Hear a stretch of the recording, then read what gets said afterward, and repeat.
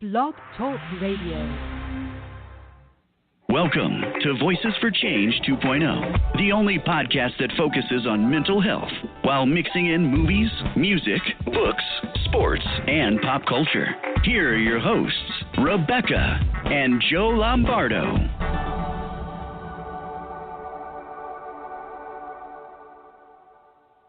Hey, good morning to you. Welcome to Voices for Change 2.0. Hey, good morning, everybody. Thanks for tuning in and spending some time with us this morning, this wonderful Saturday, September morning where I don't know where you're at, but around here it's cool and brisk, and I am in my glory. That's about it. That's all I got. I'm not enjoying it quite as much as he is, but it's nice to have a break from the heat.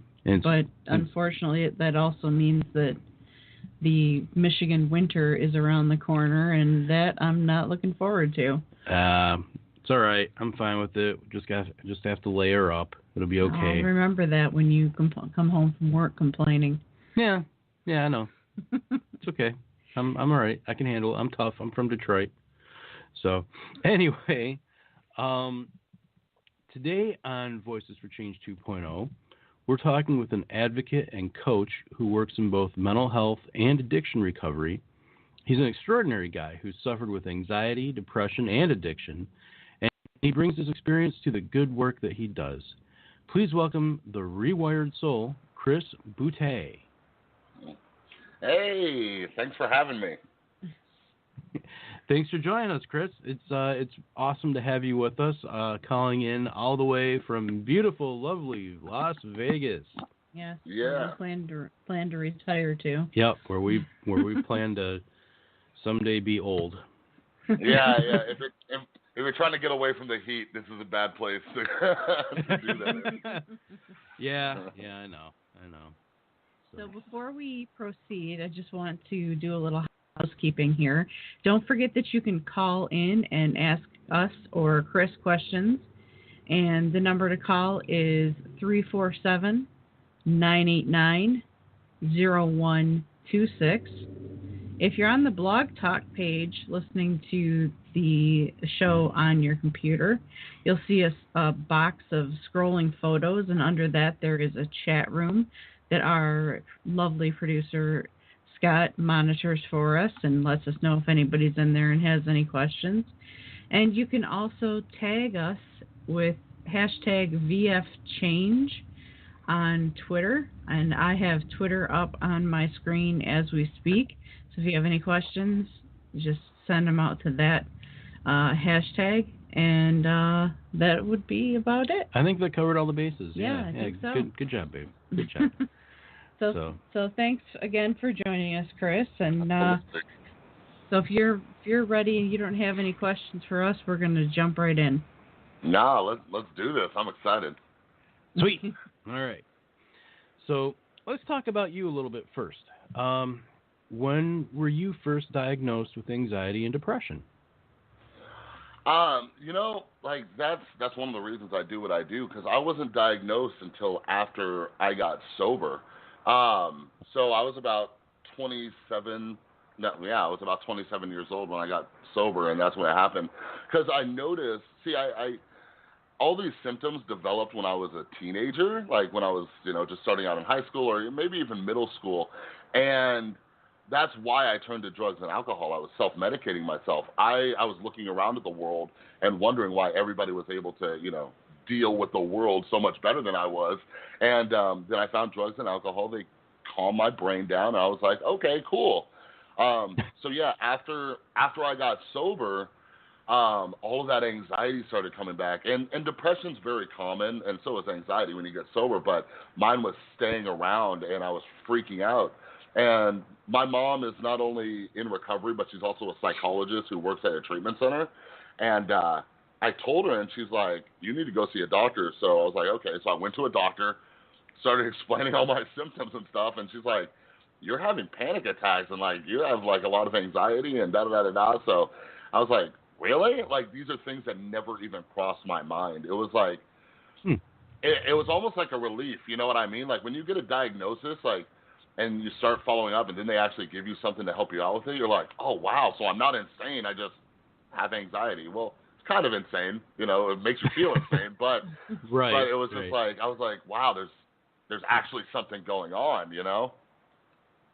That's cool. It's cool that your mom helped recognize that, and even better that you sought out help and you got it, and you're able to see it in yourself now, and that's great. Because a lot of people they're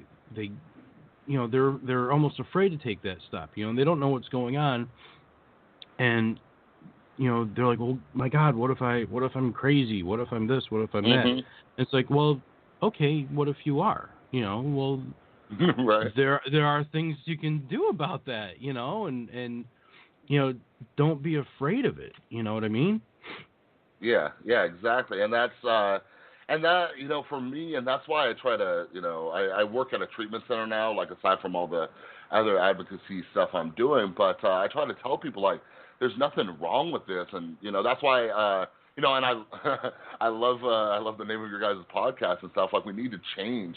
We need to start talking about this stuff like it's normal. It happens, and we're in a generation where more people are struggling with mental illness than ever before. Like, why aren't we talking about it more so people go and seek the help they need? Like, that's what I talk about. Like, if you broke your arm, like, you wouldn't just say, oh, well, I guess I just got to live with this. Like, you'd go get help. Right. Exactly. And I actually have a theory about that, because we've been talking about this for a year, quite honestly, with as long as the podcast has been going on, that it seems like it's more prevalent now than it ever has been. And I really wonder if it isn't more that it's always been there, but people have, because of stigma, they've been afraid to talk about it, they've been afraid to seek out treatment, and now it's more. It is more standardized than it was, 10, 20, 30, 50 years ago. Yeah, I've written about this before. Is there actually more of it, or is it just that we're more aware of it? Yeah, and that's kind of what I think. I think it's a combination of two things. One of them is that, the stigma and people not coming out and talking about it. Like, I'm reading a book right now that was written like back in the 30s or 40s, and like the terms they use, like, you were just crazy. Like, that's all they said. Like, that was your diagnosis, was just crazy, like, back then. Right. But also there's some studies out there, and I can't remember where I read this, but there's some studies out there, and one of the reasons, like, anxiety is a huge one, and one of them is because we're so connected right now. Just via, like for example, I have 2 cell phones. One for me and then one for my work, right? Like, right. I'm constantly being inundated with information. And think about it, like, I'm 32, so growing up in the 90s and stuff, like, unless I sat down and watched the news, I didn't know about tragedy happening all over the world. You know what I mean? Now, we get flooded with that information constantly. We can see stuff happening in Africa, in Europe, in India, all over the place. So in real time. Exactly, and those are things that are going to fuel that fight, flight, or freeze mechanism in our brain, the amygdala. So we're getting this information constantly, So that, and then just we're more connected than we used to be. Like, imagine growing up in the 40s or 50s, like, you knew the people in your neighborhood. You know what I mean? And now we're like, you're talking to me from across the country. You see what I'm saying? So we're more connected with the world. There's a lot of things that can induce anxiety too. Right. There was also another study about depression too, about just social media and all that kind of stuff.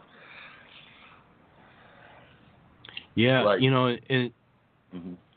sorry, I was going to say, go ahead. Beck and I were actually kind of talking about this yesterday. She's, in the effort to put out transparency as far as she and I are concerned.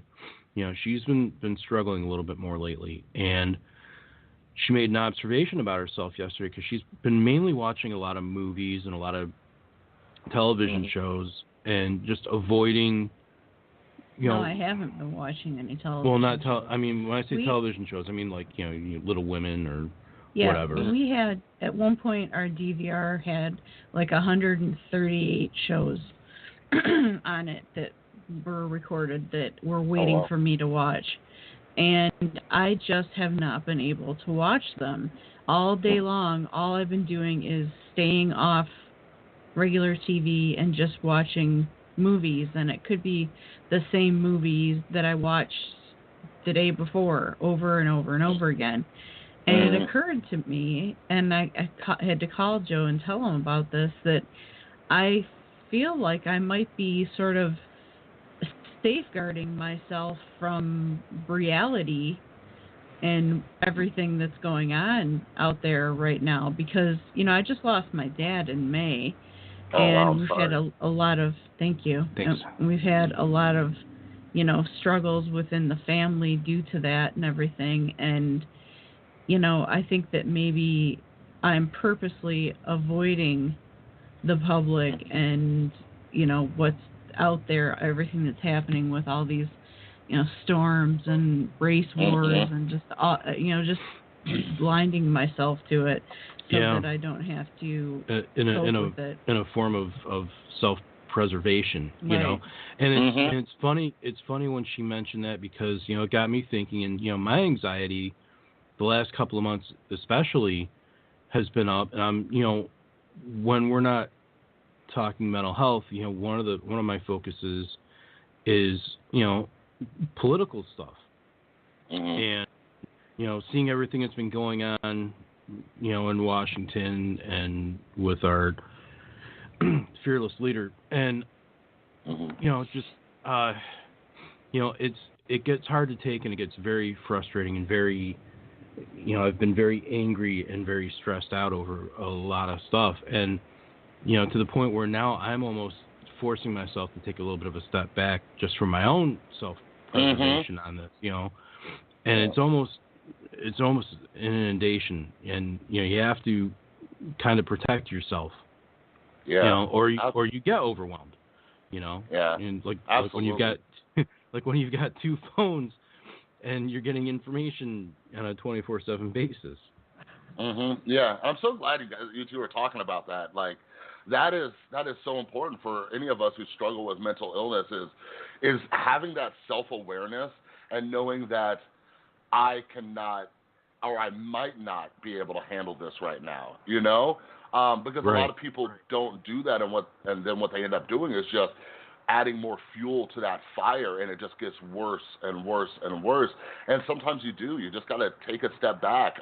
It's crazy too, because one of the biggest things, like, just for mental health, is having support. And while you two were talking, like, it just reminded me, I'm in a YouTube creator, like, Facebook group, and we were just chatting it up, and the topic of depression came up. And, like, sometimes you get support in the weirdest places too, and we were talking about this exact same topic of, like, when you're in this funk, sometimes you just got to stop watching the news for a while, like, it's almost like, and when I talk about mental health too, I think, more people just need to look at it almost like physical health, like it's something you should maintain every day. So, for example, like, if you're single and you're lonely and you're depressed, don't go watch a bunch of romance movies. Like, it's just going to fuel that depression. Like, you know what I mean? Yeah. It's like, I just got to know that this is a bad idea right now.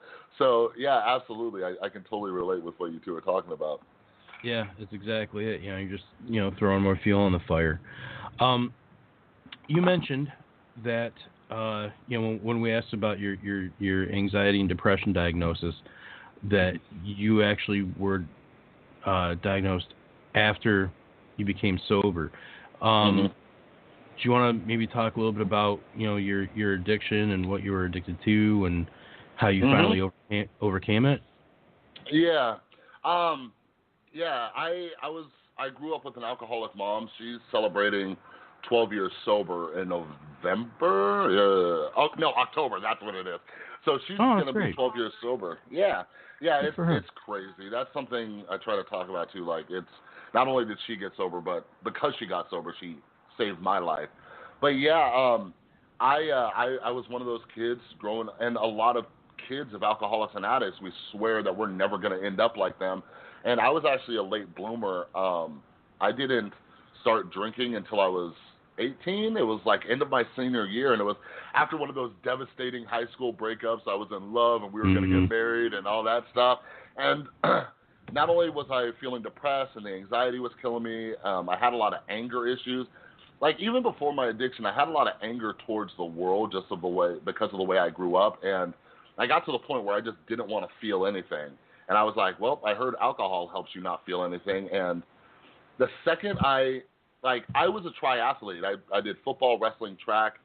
I always avoided, I was like avoiding parties my whole high school career. Like I was a big video game nerd. So when people were partying, I was playing video games. But finally, after that breakup and I just didn't want to feel anything, I was like, you know what, forget it. I'm going to go to this party. And I went, and as soon as like that kind of buzz turned into a drunk feeling, this light bulb went off in my head, and I was like, this is what I've been looking for my entire life, you know? And that's extremely scary, and that's what a lot of addicts first experience with drugs and alcohol is, because that's how we get hooked. And that's something that I talk about. Like one of the reasons I kind of like started gaining, a name for myself was I made this video that went viral where this guy was saying addiction isn't a disease. And I am a prime example of somebody who was affected by the genetic component of addiction. So just to lay it out for you, my mom is an addict in recovery. Her identical twin sister is an addict in recovery. My uncle is an addict in recovery. And my sister is a recovering gambling addict. Like, we have the addiction gene. So I was screwed from the beginning. It was alcohol for a very long time. It started progressing. It got worse and worse and worse. But then I found prescription pain pills. And when I found those, I was like, another light bulb went off. I'm like, oh, wow, because my life was a mess. And I was like, wait a second, with pills, I don't smell like alcohol. I don't get hungover. I can do it a lot more discreetly, all these things. So that ended up becoming my primary substance of choice. But then I started mixing alcohol in the mix as well. And not only was it just dangerous, but I just spiraled really downhill. And back in 2012, the last 4 months before I got sober, like, it was a mess. Like, I quote unquote tried to get clean before, but when I say quotes, I never really tried, Right. And like that's the thing, like we were just talking about. It takes work, it takes effort, it takes, we have to do something different. And those last 4 months before I got clean, I wasn't even allowed to see my son. I was so bad that my mom ended up calling my son's mom and saying, like, you can't let Dylan around Chris anymore because he's always messed up. And it was true. And I got angry and I got resentful. But what ultimately led to me getting sober is I was having a lot of health issues, and addiction kind of, like, it makes you completely insane. Like, insane. I was having all sorts of health issues. I was going to the emergency room every other week. And finally they admitted me, and my mom was my emergency contact, and they called her. And they said, you need to come down to Las Vegas because we don't think your son is going to live through the night. Wow. I had a 10% chance of living. I had congestive heart failure at 26 years old. Wow. My heart was about the size of my lung. But the crazy part of addiction is, and because addiction, it fuels depression. And so I talk about this in the first book I wrote, Hope. Like, I had my family sitting in there, like my mom, my aunt, my best friend, my kid's mom, and they're begging me to stop. And I'm just like, just let me go. Like, I'm going to die this way. There's no, like, don't even worry about me. Like, that's where depression brings us. That's where addiction brings us. And just, thank God they didn't give up on me. You know what I mean? Yeah. And they ended up kicking me out of the hospital after about a week because I didn't have insurance. And my mom helped me get sober. Like, it wasn't by choice. Like, I was just ready to die. But luckily I found this solution, and that's why I do what I do. Like, I want to show people out there that it is possible to overcome not just addiction but just mental illness and live a really awesome life. You know what I mean? Yeah. Chris, we're going to stop you there because we want to pursue that line of questioning. God, I sound like a detective now. We want to talk about that, but we're gonna take a break, and we're gonna play "No One Is Alone" by Alexander Rodriguez. And hang on to the thought you were making, because we're going to pursue that more on the other side of this. Cool.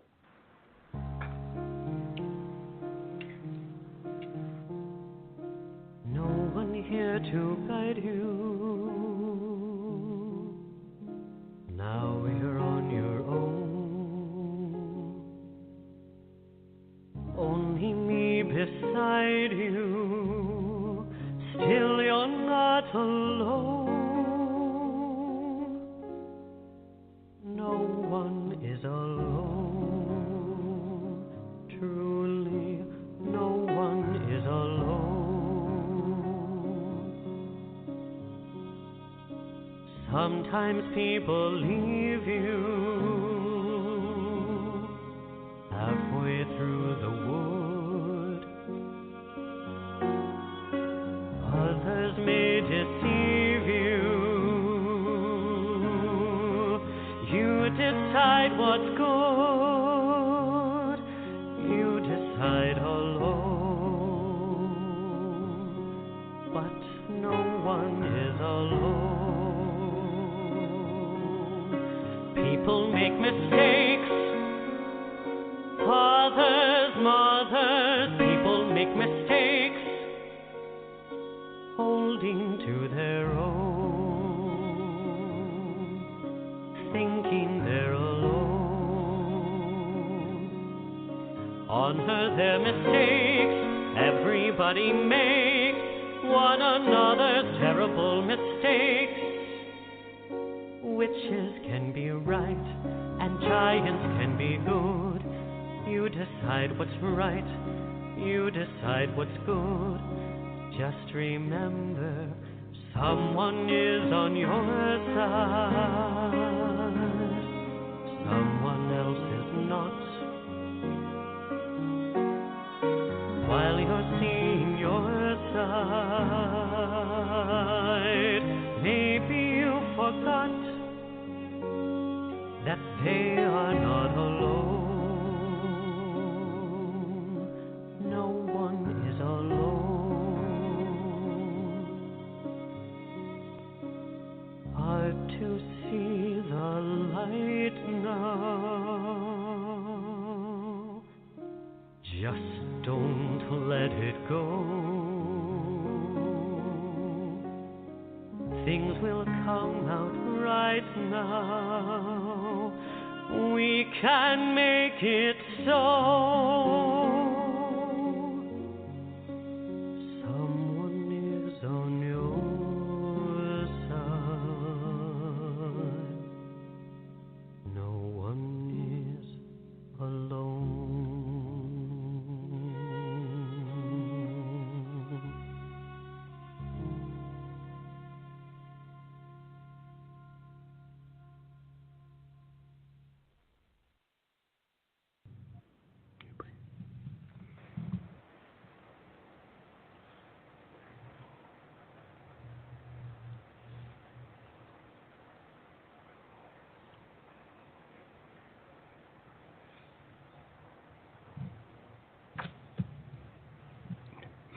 Hey, welcome back to Voices for Change 2.0. I'm Joe, and this is Rebecca next to me.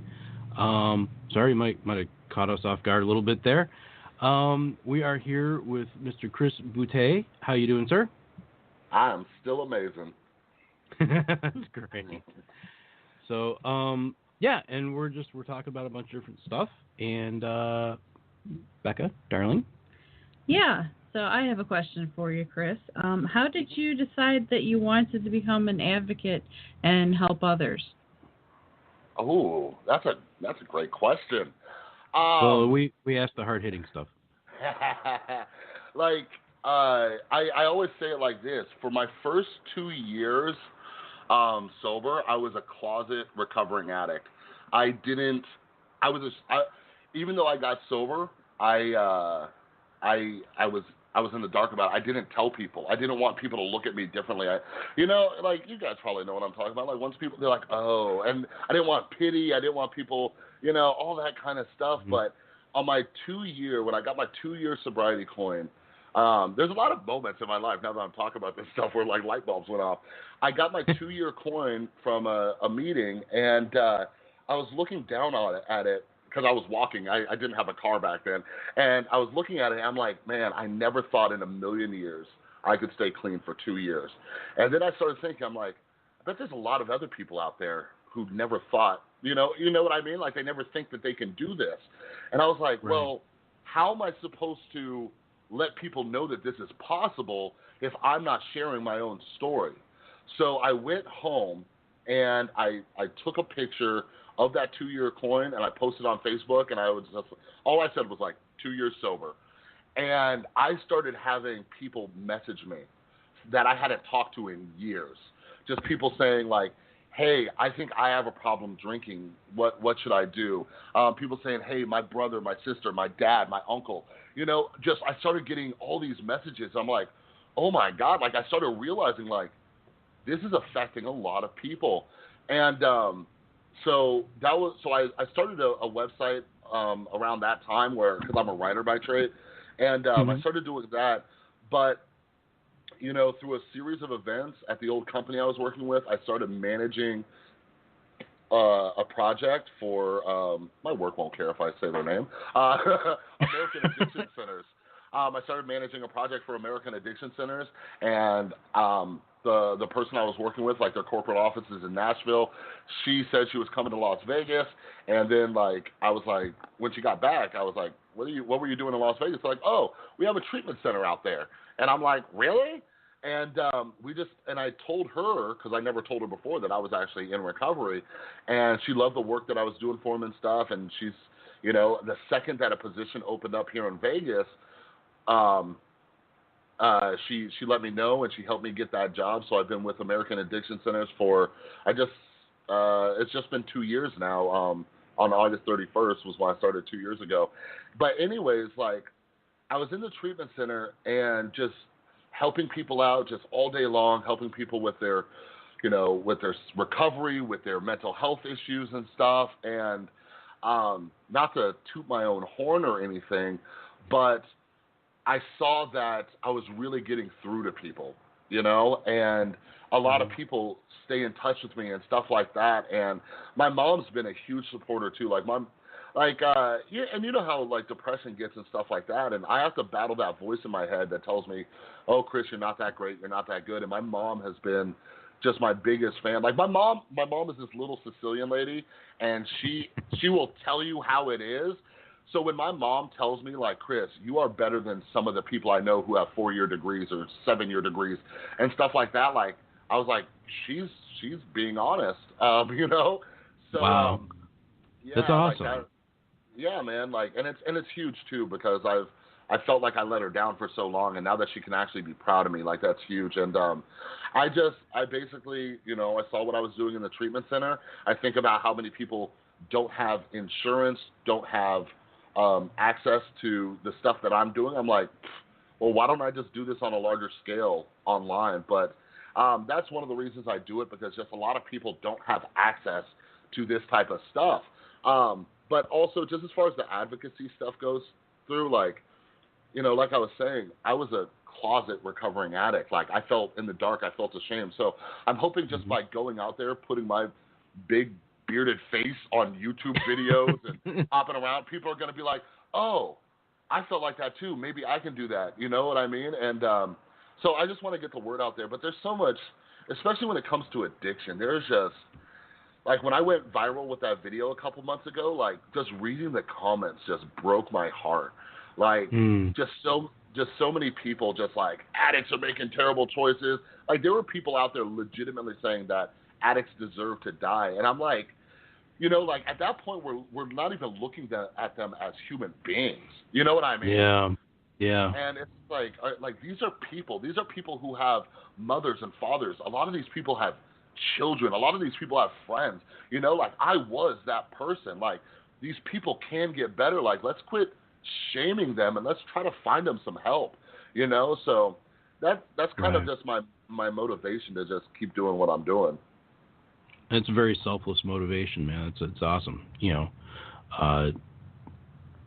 Good on you. Yeah. No, I'm trying. I love it, and that's the thing. I love what you two are doing. I love it. I love it so much. Like, and we all just, and And that's why I always use the hashtag. If y'all are listening and you're not using it, keep talking MH, because that's what we need to do. Like, when it becomes a normal conversation, the same as like the football game on Sundays, or, you know, like what's going on in the world, like, we need to just keep talking about this stuff. Right. Exactly. Yeah, that's why I came up with it. Exactly. Just because I wanted something that would be broad enough to, you know, take on the entire spectrum of mental health, and including addiction. And, you know, I didn't want to narrow it down too much to just one thing. I wanted everybody to be able to use it. Exactly. Yeah. And that's the thing with it, is it is a very broad spectrum. You know, you've got addiction, you've got bipolar disorder, and, you know, DID and OCD. I mean, there's so many different types of mental illness out there, and we need to talk about it and make it as common of a conversation as breaking your leg, or getting getting diabetes, or, you know, different things like that. I mean, we need to break the stigma is what it is. Yeah, and you know, a lot of it, like, that's a lot of the reason why I talk to my son about mental health. He's only 8 years old, you know what I mean? And he's probably more educated on mental health than, unfortunately, than some adults, because I talk to him about it, because I look back at my teen years when I was going crazy, when I felt like I was going crazy, and I couldn't talk to anybody about it. So I really believe that it's going to start out by us talking to kids, you know, and stuff. You know, I don't like tell my son all the darkness, you know, and stuff, but I just let him know, and we practice mindfulness together, like meditation and stuff, and just let him know, like, you need to take care of your brain as much as you do your body. You know what I mean? Exactly. And, you know, it's funny that you bring up your son and talking with him. You know, you have a new article on the Mighty site called Teaching Kids About Mental Health. You know, this is such an important thing in a big way, that we're going to break mental health stigma for the future. And when we talked the other day, you mentioned how open you are with your son about your struggles. What approach should someone take to be open and honest with their children about their struggles?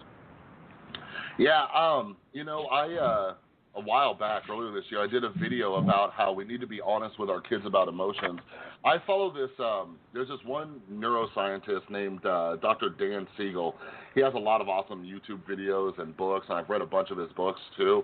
And it's about the brain development of kids. And so one of the things was me growing up with an alcoholic mom. As a child, you're just really confused. You don't understand these mood swings. You don't understand why they can't give up drinking for you. You don't understand why they're angry even though you didn't do anything wrong. Like, this is a key part of a child's developmental stage. You know what I mean? So even though, like, I'm very, very, very fortunate that my son does not remember any of my addiction days. He was 3 when I got sober. But I still struggle with mental illness. And part of this conversation that I have with him, like, for example, on Sunday, I got 2 flat tires, not 1, but 2. And I was with my son, so the anxiety's coming, all this stuff. And I had to let my son know. I said, Dylan, listen, I'm going through a lot of stuff right now in my brain, so, like, if you could do me a favor and just kind of be quiet while I try to focus, make sure we get home alive. And I apologized to him in advance to let him know, like, I don't mean to snap at you if I do. It's just there's a lot going on in my head right now.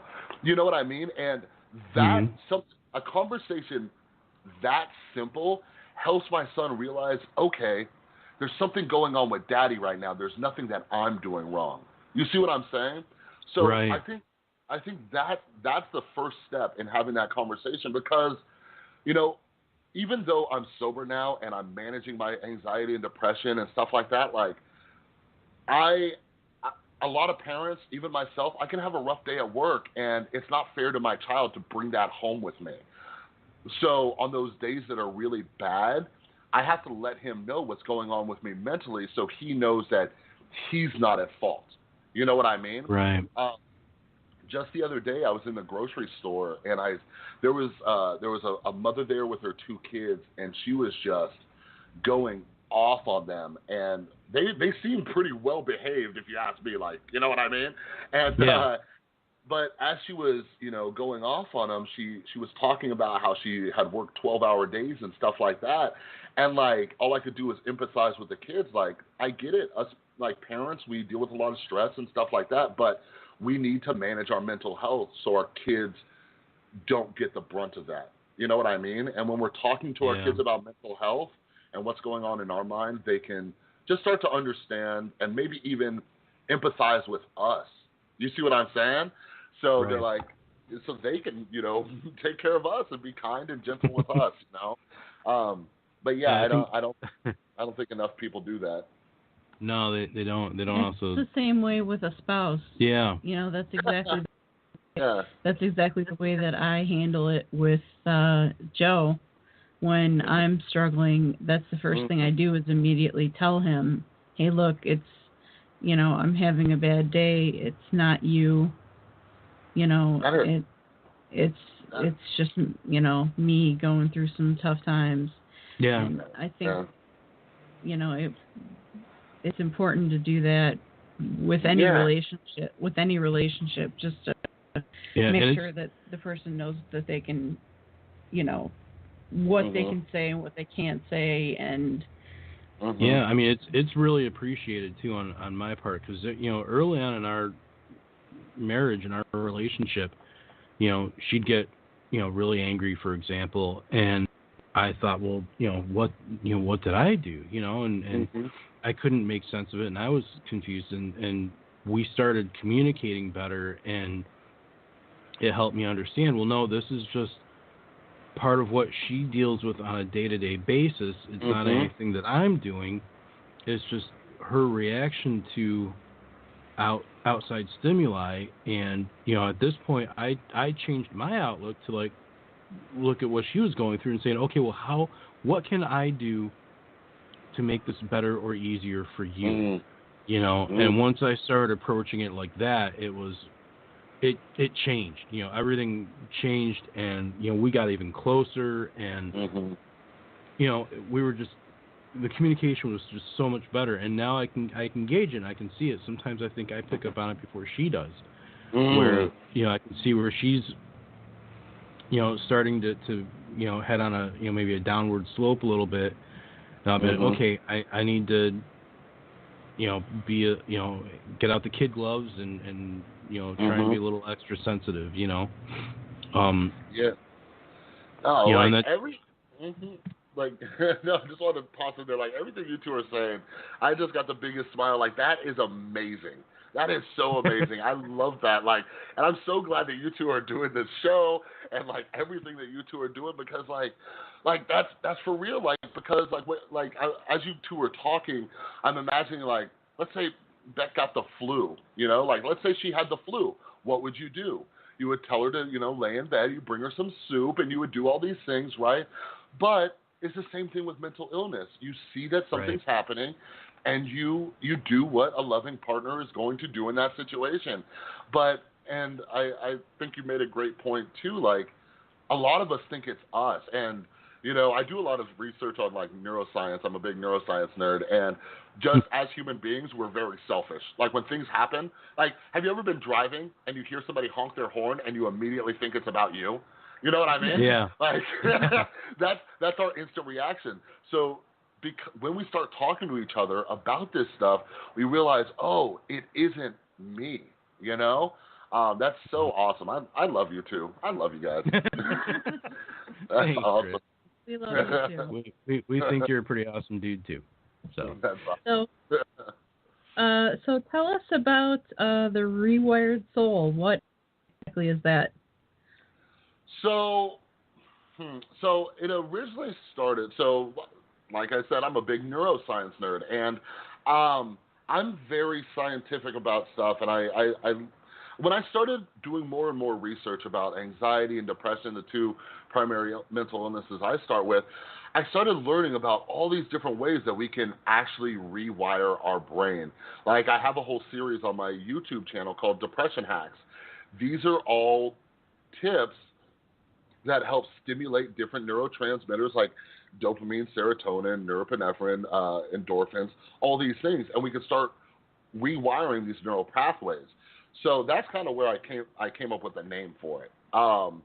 And that's one of the reasons why I'm such a big advocate for mindfulness practices too, because there is so much, now that it's 2017, there is so much research out there that shows that as little as 10 minutes a day of meditation can start to rewire your brain.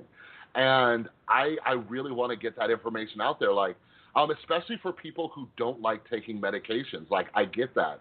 I am that person. I've been on Lexapro, which is part anti-anxiety, part antidepressant. And there's sometimes I get off of it and sometimes I have to go back on it. But for those people who don't want to take medications, I want to let them know there's another solution. But anyways, I started out as the Rewire. My mom has her own practice in Fresno, California. So she works at an outpatient treatment center, but she also does one-on-one sessions, couples therapy, and all that stuff. And she called it Soul Solutions. And my mom and I have always been trying to figure out a way to work together, but we're both kind of stuck where we're at. Like, she's not moving to Las Vegas. I'm sure as heck not moving to Fresno, California. If anybody from Fresno is listening to this, I love you. I just never want to live there again. But something. Okay, so check this out. I'm gonna let you know my big idea. After working in a treatment center for this long, I've always thought, like, a lot of this stuff can be done online, you know? So my treatment center, American Addiction Centers, we have treatment centers all over the country. So here in Las Vegas, I would say a good 95% of my clients do not live in Las Vegas. And a lot of them come from very, very small towns. Like, we're talking about the type of towns where you got to drive 2 hours to get to the closest, like, hospital or therapist. So my mom and I were talking, and I'm like, why don't we start providing this stuff online? Like, kind of like you and I are talking right now on Skype. Like, you could do Skype sessions. There's a bunch of different programs out there to do group therapy sessions, like Zoom or GoToMeeting or whatever it is. So we combined it, the Rewire with Soul Solutions. My girlfriend actually came up with the name The Rewired Soul. I was like racking my head. I'm like, what name can I have? And then she said that. I'm like, yes. So I made the website, therewiredsoul.com. I put up a couple courses on there, and I kind of did it backwards because I put that up before, like, building my online presence so people know who the heck I am. So I put that up there, but then I had that Facebook video go viral. I got a huge following, and I'm like, you know what? I'm going to just keep doing as much stuff as I can to just get information out there and grow my name and stuff. So I do a ton of this stuff, and so the Rewired Soul. So hopefully that gets off the ground, and I can eventually someday just start helping a lot of people through that and make a living for myself doing that. But one of the things too is on my website, therewiredsoul.com, like, I'm trying to do things as cheap as possible. Because a lot of people, like I said, a lot of people don't have health care that will give them access to stuff. So, like, for example, my mom has a PhD in psychology, and she's been doing this for 15 years. And most psychologists, even with insurance, you're going to be paying, I don't know, $60, $80, some of them $140. Like, it's crazy, right? And my mom does sessions for $40. Like, well, hold on, maybe 60. I don't remember. Like, I don't want somebody like people running by and her losing money. But anyways, like, so like, it's weird too, because there's so many things, and that's why I do so much content on my YouTube channel. There's so many just things that you can do for free for yourself. But at the end of the day, too, unfortunately, we live in a society where I have bills and stuff like that. So I'm trying to get some things that I can, make a little bit off of. But for the most part, I just want to help as many people as possible. You know what I mean? Right. Exactly. And that's awesome that you cognizant of, people are financially strapped right now, and that's the other part too with all this is, people want to get help, and part of the reason they might not is because they're afraid that they can't afford it. That was an issue for us early on in our marriage. When we first got together, Beck's whole treatment was through a program with the county. She didn't have insurance, certainly not mental health insurance, and my health insurance when we got married didn't really have much of a benefit for mental health coverage either. I mean, it was like some ridiculous thing like $500 a year or something. And when I changed jobs, the insurance that I got through that company was just massively better. And now, I mean, her medications are covered and doctor visits and all that stuff. And they treat the mental health stuff, in a similar vein to everything else.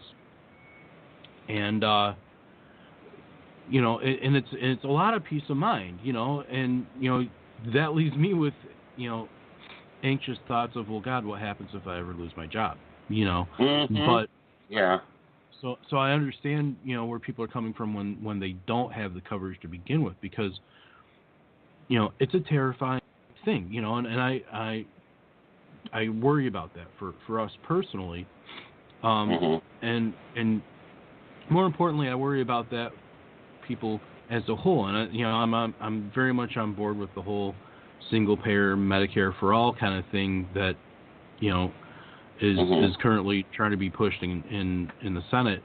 And people are all, well, how are we going to pay for that? And it's like, well, you know what? If me paying a little bit more in my taxes makes sure that some poor kid that's got cancer gets treatment without having to bankrupt his family, take my money. What I mean? I would prefer that. So, but I'm going to get off my political high horse now, because, that's a whole nother rabbit hole we can go down. Right. But, just real quick, and hopefully it doesn't reopen that wound. But, no, that goes back to what we were talking about just a minute ago. Like, our immediate reaction, just as human beings, like what happens in our brain, we get very selfish. You know what I mean? So that's why a lot of people are against that stuff, is because, oh, well, it's not affecting me. You know what I mean? And that's like for, that's just a really crappy way to look at it, like a really bad way to look at it. Because one of the things that I try to do as well, and a big issue I see with mental illness, with addiction and stuff, we are a very reactive society, very reactive. Like, I often just think about, like, what if we had put in these safety measures beforehand? You know what I mean? Like it bums me out. Like, I do a walk every year with my clients. Every February, there's a walk for the American Foundation of Suicide Prevention. And I would say that, 75%, maybe 80% of the attendees, like, there's hundreds of people out there, but I'd say a bulk of them, between 75 and 80%, they're people who have lost somebody to suicide. Why can't we get the bulk of people out there who are trying to prevent their loved one from committing suicide? You see what I'm saying? Like, we need to start being more proactive about this stuff, and that's why we start talking about mental health. Like, there's so much we can do beforehand to prevent stuff from happening. So, like, real quick, like, one of my main job duties is keeping in touch with clients after they leave treatment, providing them with support. And I deal with thousands of people. I work at a very large treatment center. I have 2 here in Las Vegas, so I work with thousands of people. So whenever I'm doing groups, I tell them that I wish my business card said something this simple: call me before you do something stupid. Because I'm trying to get them in the mindset of being proactive rather than reactive. It's so much easier to help people before rather than after. You know what I mean? Yeah, exactly. Let's see. There are a couple of different things I want to talk about, and we're starting to get a little low on time, so I'm trying to figure out which way to go on this. Lightning round. Let's do it. Yeah. really quick, Chris, because it was, we briefly touched on it, was you talked about mindfulness and meditation. Something that Beck's actually been trying to figure out a little bit too is the whole mindfulness thing. Can you just take a minute to explain again, what the benefits are for those who don't or are unsure how to use mindfulness and meditation? Yeah, so real short answer, go check out my YouTube channel. I have a lot of stuff. Like, for anybody who's listening to the replay of this, like, go check it out. But mindfulness is a practice. John Kabat-Zinn, he's like, they call him like the father of like Western mindfulness, and he describes it like this: paying attention on purpose in the present moment and non-judgmentally. All right? And what it is, so for example, I have anxiety. A lot of anxiety, like we were just talking about, is worry about the future, right? Or regret of the past. Mindfulness is a practice of bringing your attention back to the right here and right now. So what it's done is it's helped me get more control over my thoughts, over my emotions. Like, there is just mountains and mountains of benefits from this thing, and not enough people are practicing it. Like, what mainly sold me on mindfulness was I was 3 years sober when I was introduced to it, and what happened to me mentally within the first couple weeks was something that hadn't happened in 3 years sober. You know what I mean?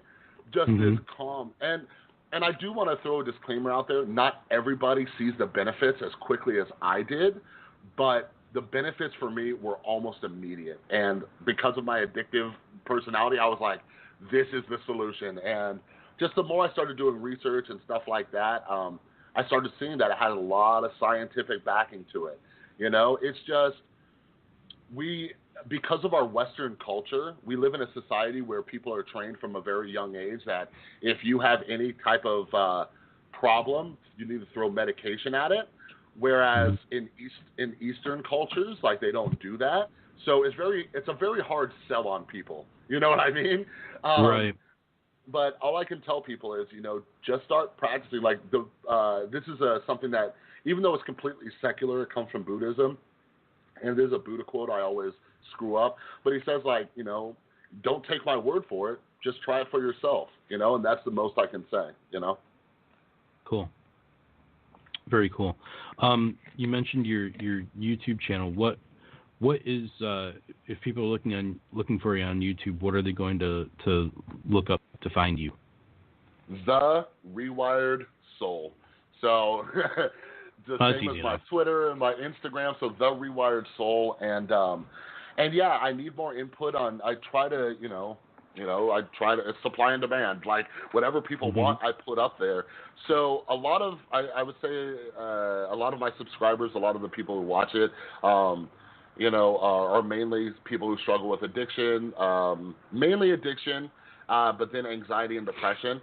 But I'm really trying to make my YouTube channel, kind of like we were discussing earlier, overall mental health. Like, all this stuff is intertwined.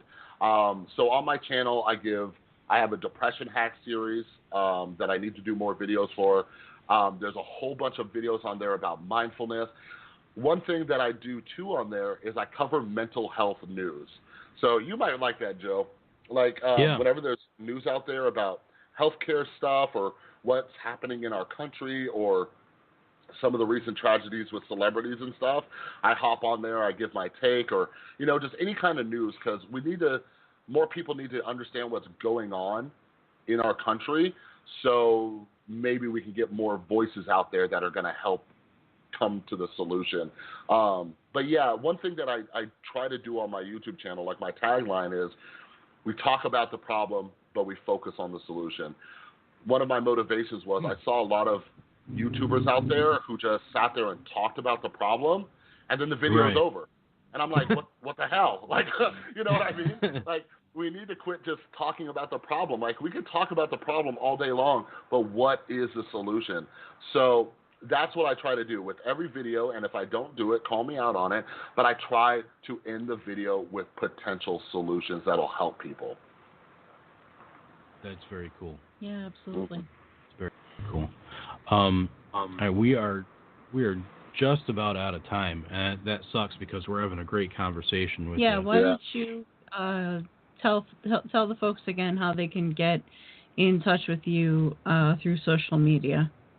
Yeah, so I'm on YouTube, Twitter, and Instagram. All three of those are The Rewired Soul. Also, if you need to email me, if you want to talk in private, therewiredsoul@gmail.com. My biggest following is on Facebook right now, and I can't figure out how to change the name, but it's The Rewire Channel, so that's the only one that's different. But yeah, I do my best, and just anybody listening, I do my best to reply to everybody as quickly as possible. So I do try to be an actual person rather than like those automated bots and stuff.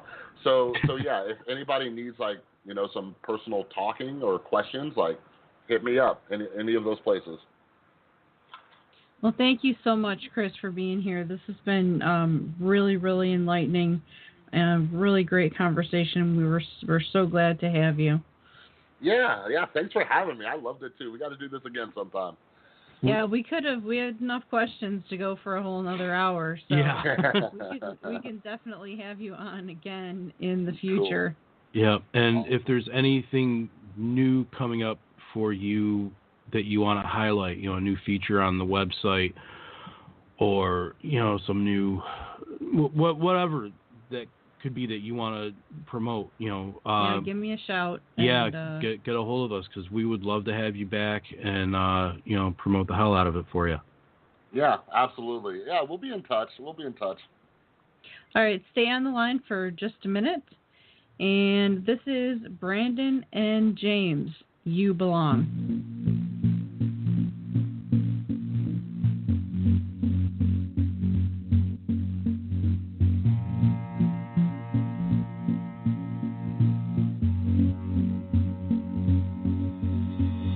Back then, fighting the law of attraction, never the one taking action. Years of denying this beauty inside. Sleeping, scared of the fear they'd speak, and I never knew I was a beacon, waiting and waiting to light up the sky. When you're down and out, don't know what to do. What I found for me, I can be for you. If it comes from love, it'll never ever be wrong. Never ever be wrong. Never ever be wrong. Never ever be wrong. You belong. If your heart can still beat, you belong. You just gotta keeping it on. Take a hold of your truth. It's right inside of you. It's strong, and your heart will still carry on. Oh, I promise it won't be long till you know in your truth. It's right inside where you belong. You belong. You belong. You belong. You belong. Breathe. I know what it's like being lonely. Telling me you're not the only one. I'll be here holding your hand. When you're down and out, don't know what to do. What I found for me, I can be for you. If it comes from love, it'll never ever be wrong. Never ever be wrong. Never ever be wrong. Never ever be wrong. You belong. If your heart can still beat, you belong. You just gotta keep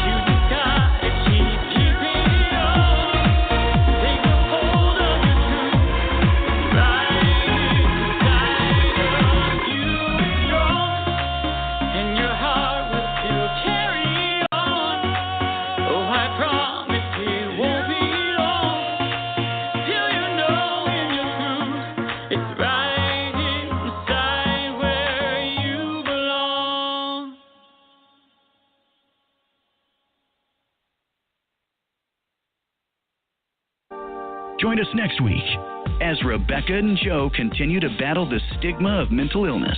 Follow us on Twitter at Voices for Change RJ and on Facebook at Voices for Change 2.0.